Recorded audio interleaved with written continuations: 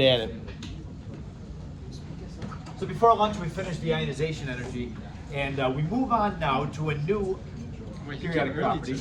Oh, sorry.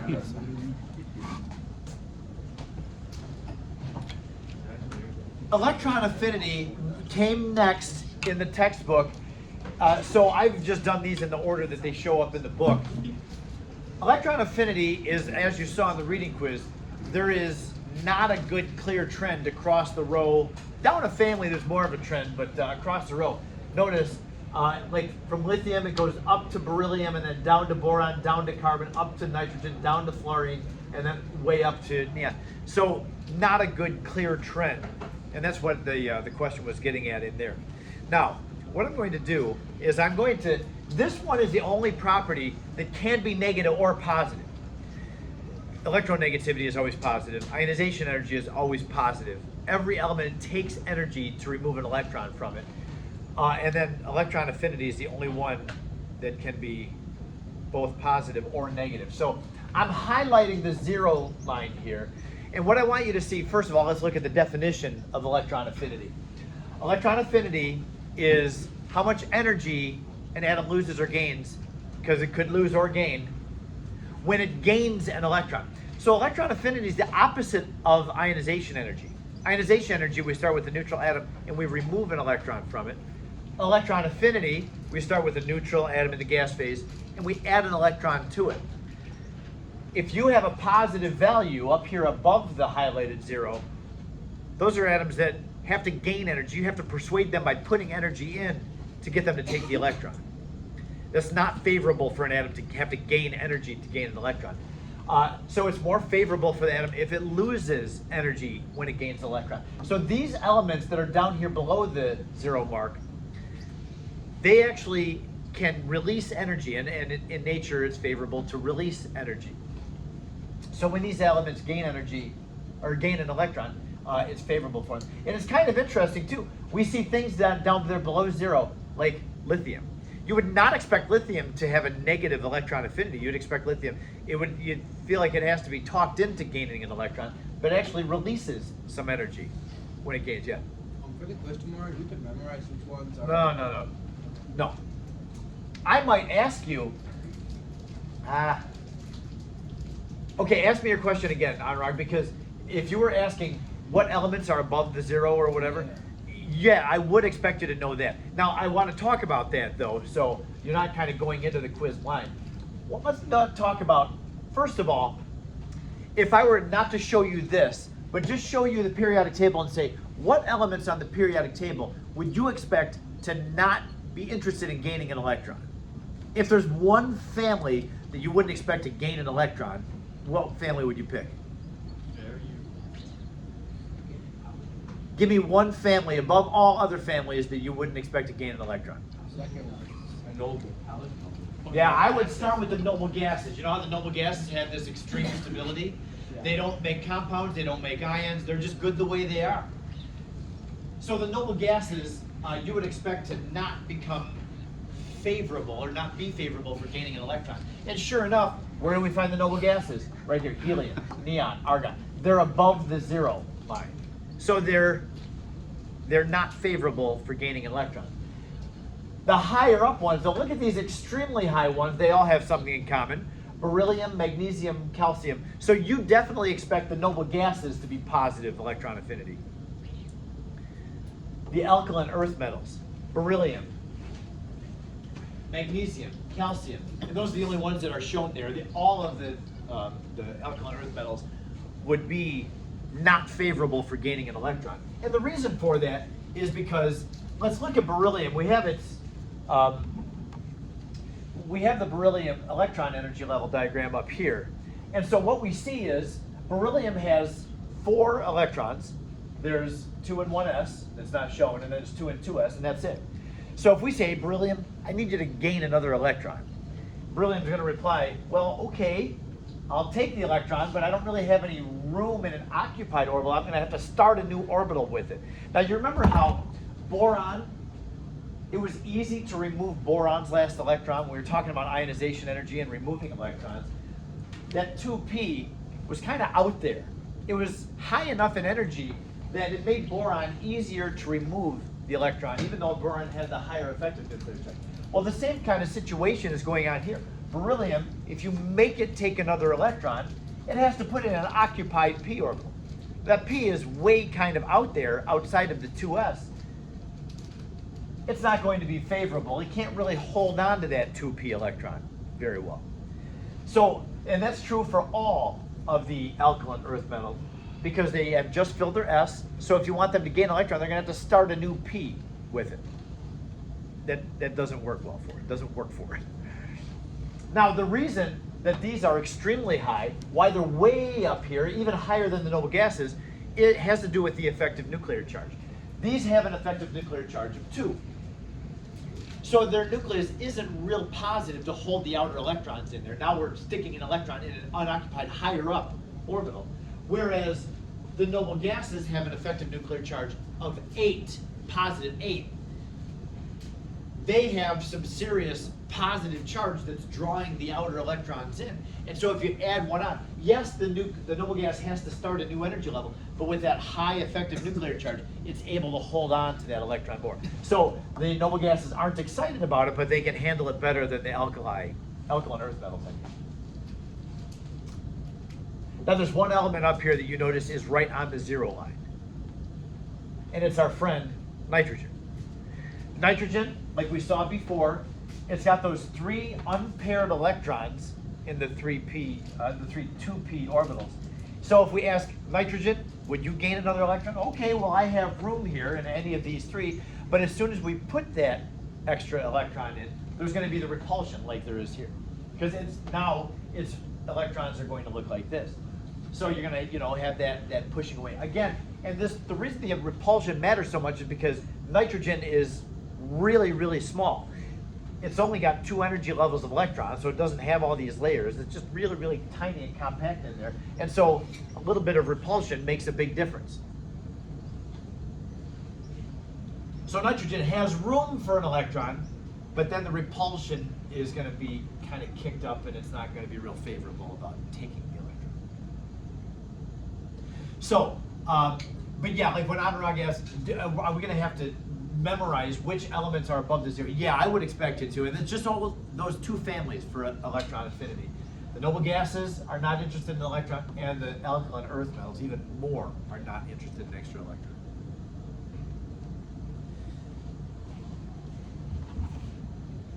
Okay, so down on the next slide, everything that I just talked about is on there.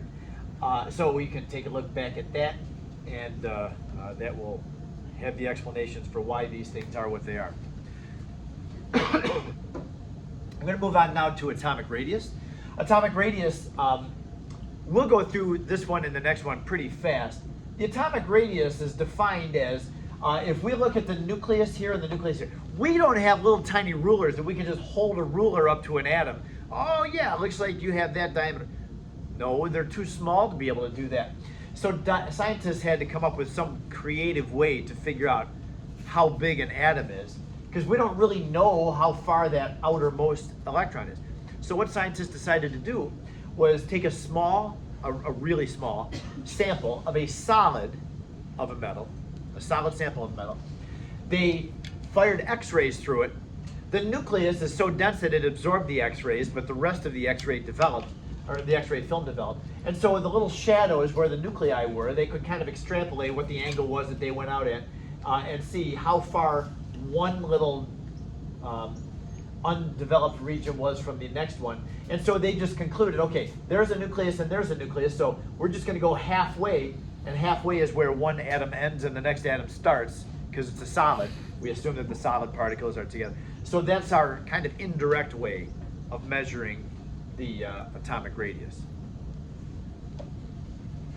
I don't know that you would ever have to know how atomic radius is measured. I don't think you would, but because we're talking about it, I'm just sharing that. So I like this graphic because it actually doesn't just have a graph, it shows what atoms are big and what atoms are small, relatively speaking. And so I'll mention the Ds, where electrons are filling the D sublevels. We're not going to be concerned about how the trend occurs throughout the Ds. we're really just going to focus on the S block at the periodic table and the P's. You might have a D thrown in there in a trend, but just know that D's are kind of in between the S's and the P's. Like you see, from palladium to silver, you get this big ballooning up. Silver is much bigger than palladium. We're not going to try to do some explanation for that. I'm just going to tell you. Don't worry about the D's, okay? Within the main group elements, the S's and the P's, we can see very clearly that atoms within a row start big and then they go small. The smallest element you would expect to be hydrogen. It's not. In fact, hydrogen is not even the second smallest. Look at the small, just from these pictures, helium is the smallest element. Why is helium the smallest? It's smaller than hydrogen because it's got twice the size of the effective nuclear charge. Effective nuclear charge of hydrogen is 1. Effective nuclear charge of helium is 2. So it's twice as much positive charge. And it's pulling the same energy level of electrons. Even though there's 2 electrons in it rather than 1 for hydrogen, it's still pulling that cloud in with twice as much positive charge that draws it in really, really tight. Neon with 10 protons and 10 electrons is even smaller than hydrogen. That's pretty remarkable. And it looks like fluorine is too. Fluorine looks like it's a little smaller than hydrogen. So, yeah, where are the smallest atoms? They're up here in the upper right. Who's the big boy of the periodic table? We don't see the 7th row up here, but francium. Francium, oh, big boy. It's the biggest one. So as we go down and left, atoms get big. As we go up and right, atoms get small. Same kind of thing with this whole, within the row, it's the effective nuclear charge. As the atom gets more positive, the nucleus goes more positive as we go to the right, it's drawing that outer electron energy level in more tightly. That attraction for the outer energy level, even though you have the same number of protons as electrons, that whole energy level, as the nucleus gets more positive, is pulled in more. So you get to the very end where it's real tightly compact, then the very next element, they balloon out again to start the process over. Then as we go down a family, you can look at any family, they start small and they go big, big, big, big, big, all the way down.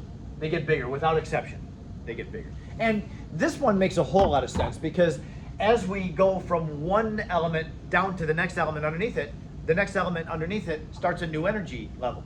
So it's got to have another layer of electrons in there that's on the outside of the previous layer. So that is one factor that makes atoms bigger. But the second factor, the reason that atoms get bigger as we go down, not only are there layers and layers of electrons kind of building up, but also, once again, the outer electrons can't feel the nucleus as much because the inner electrons are kind of shielding the outer electrons from feeling the positive charge of the nucleus.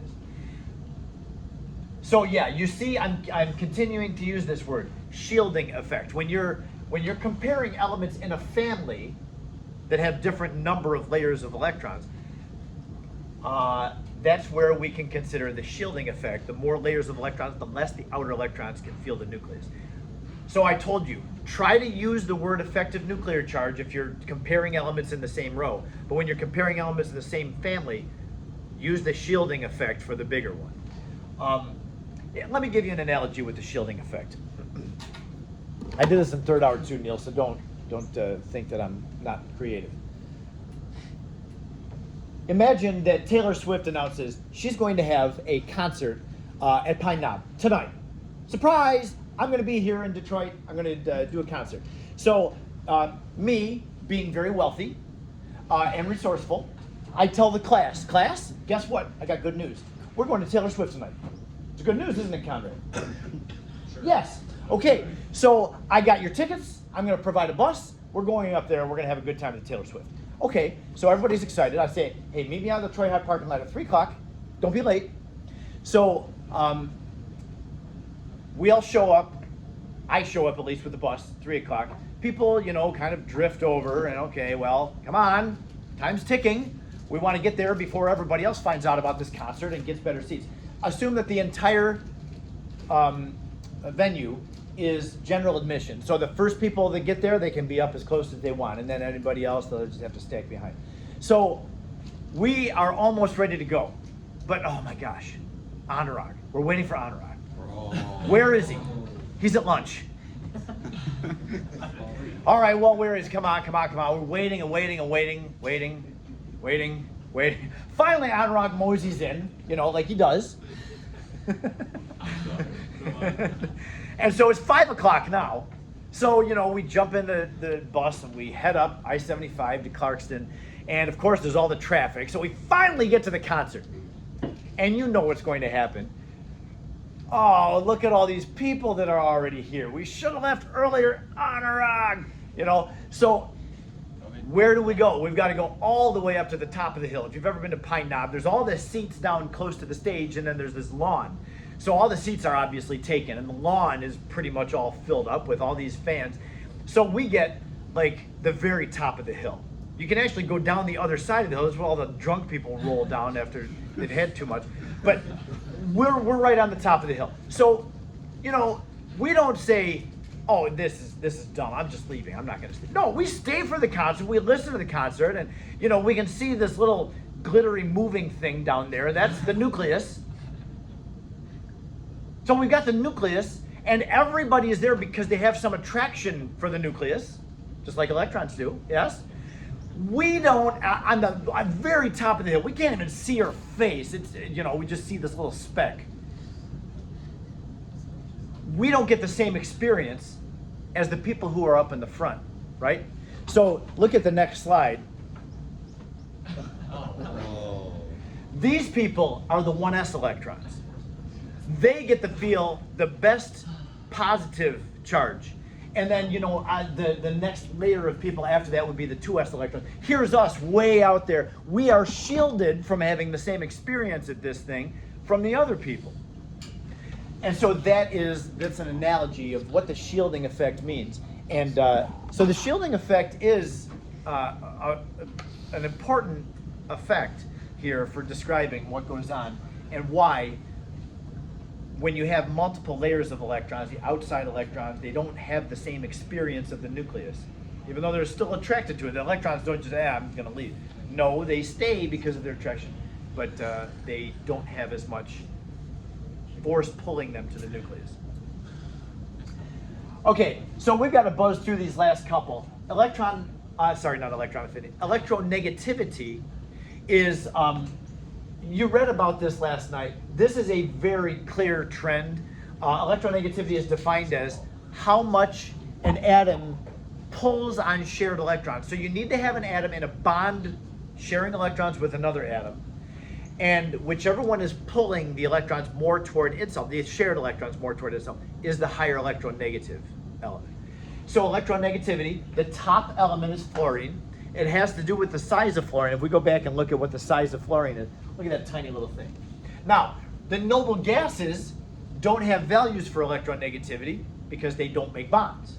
They don't tend to. Sometimes xenon, radon, they can get into bonds, but these smaller noble gases don't make bonds at all. We don't ever see them bonding.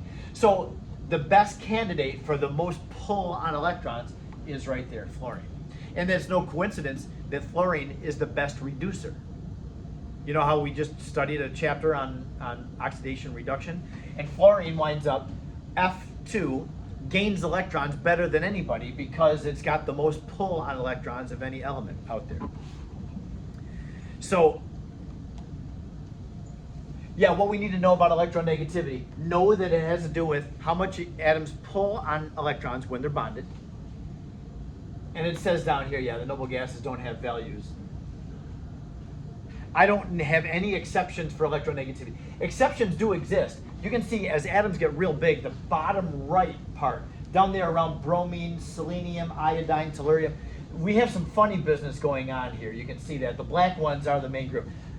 With the smaller elements, it's a very clear trend, ignoring the D electrons, by the way. The Ds have some, jumping around. But the blacks start low and go high every time until we get out to this. And this is very big atoms. There's multiple things because of the complexity of the electron arrangement. Okay? So as we go across a row, the atoms get smaller, the electronegativity goes up. There's more of a pull on the electrons because of the effective nuclear charge. And then as we go down a family, atoms are getting bigger, so that outer layer of electrons, where the bonding happens, does not have as much pull. So like fluorine, for the halogen family, fluorine's the highest, then chlorine, then bromine, then iodine. You can see that across, or not across, but down a family, the electronegativity is going down. These are all the alkali metals, kind of high, not really quite low, but lower, lower, lower, lower, lower. So yeah, they just tend to follow that lower trend. Now the last thing that I have for you is what happens to the size of an atom when it becomes an ion.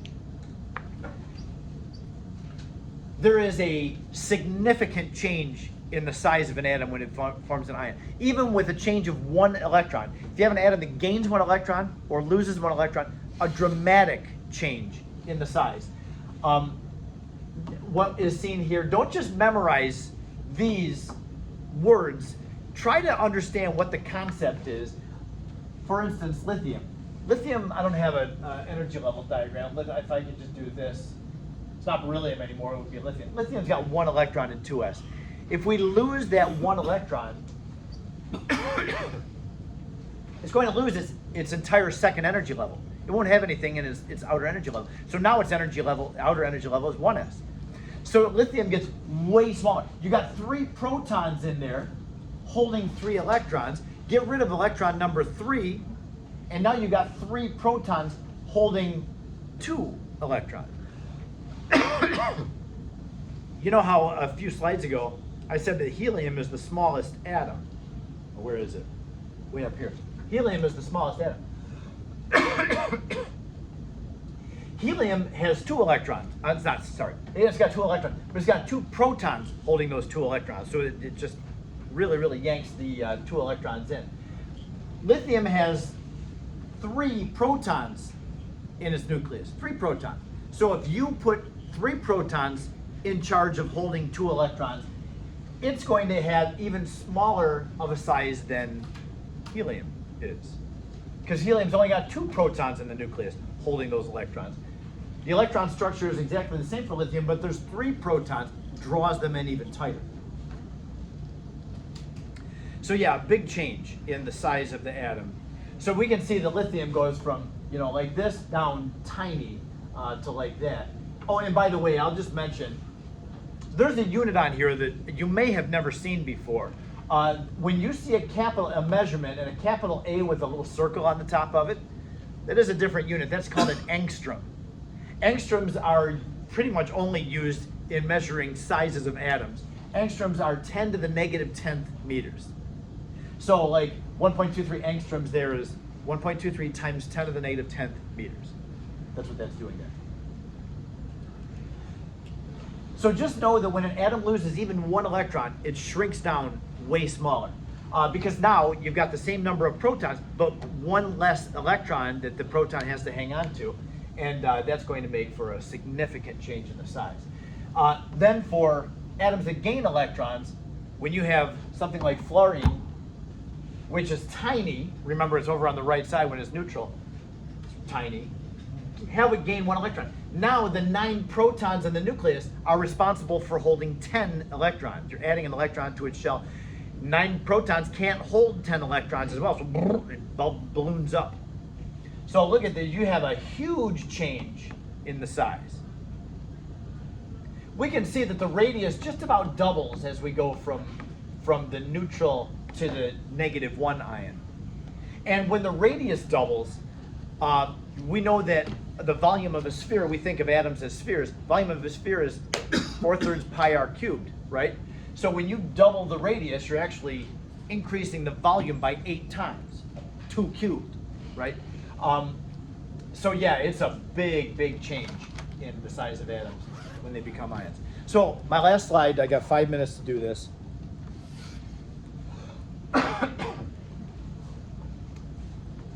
Let's go and identify the bigger of the 2 in each pair.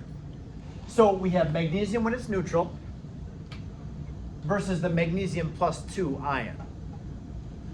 Which one would be a bigger nucleus, a bigger atom, larger radius? Neutral? Neutral. That's right. And we'll see that because of this. Magnesium, all magnesium atoms or ions have 12 protons. So I'll put 12 protons there. That's a P plus. So that's not a great circle either. All right, so there's my nucleus of magnesium. There's my nucleus of Mg plus 2. Magnesium neutral, if it's this big, remember there's 12 electrons that the 12 protons are holding onto. That's neutral, same number of protons and electrons. This magnesium is, okay, so this is Mg. Here's Mg plus 2. This thing has lost 2 electrons. If it loses 2 electrons, it goes from this to that. Yes? Doesn't have as many, the protons are outnumbering the electrons.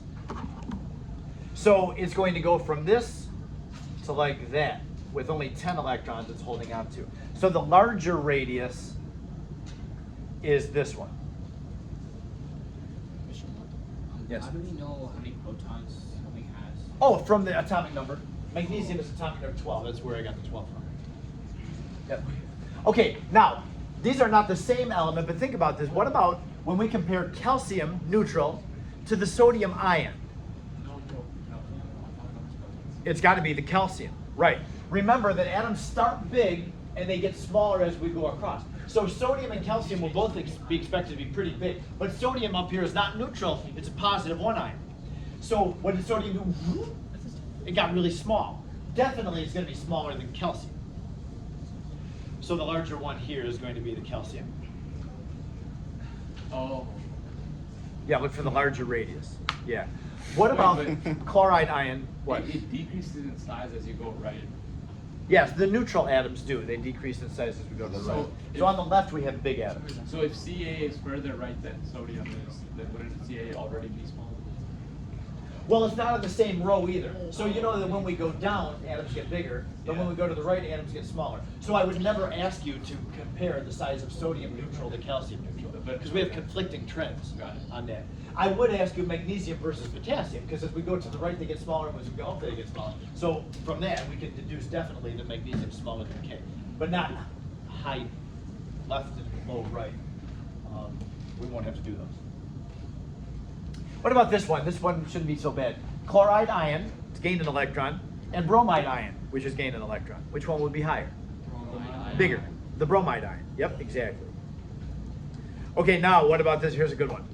Fluoride ion or oxide ion? How many electrons does fluoride ion have? F negative 1. How many electrons? 10. Probably 10. It's got 10 because it gained 1 electron. How many electrons does oxygen have? 10. Oxide, right, it has 10. So both of them had 10 electrons, but how many protons are in the nucleus? 8 for oxygen, 9 for 40. Yeah. So which one is going to be bigger? The one that has 9 protons or the one that has 8 protons? 8. So if I draw these, here's my F negative and here's my O negative 2. I've got 9 protons in the nucleus. They're holding the electrons, you know, a certain distance away. If I have less positive charge, will that draw things in more or have things balloon out more? It's going to balloon out. Yeah. So only 8 protons in the nucleus. That looks bigger. Yeah. Same number of electrons out here, but with less positive charge, the smaller, less positive nucleus can't hold the electrons as well. Gets big. Yes? So whenever we're like given like ions, like we have, they both land on the same periodic element. We just gotta compare the proton. Yes. Yeah. The one with the less protons, it's the same number of electrons, but less protons will be bigger every time. Yep. Okay, so this one had oxygen as the winner, the larger radius. Finally, what about Mg plus 2 or Cl negative 1? There's a huge difference in these two. It's not even close. The bigger one, yep.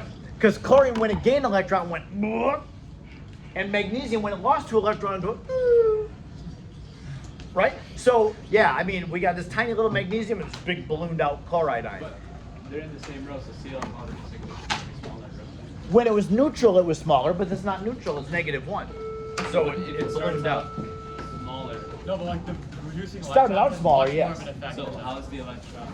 But then the charges is what we want to look at. Charges affected See much what- more than like their neutral confirmation.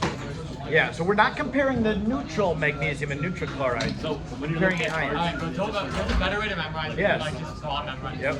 Well, I don't know. Search they're up a overthinking. periodic table with yeah, the that one's electron bigger. configurations and you'll Okay. see it starts with 1s, 2s.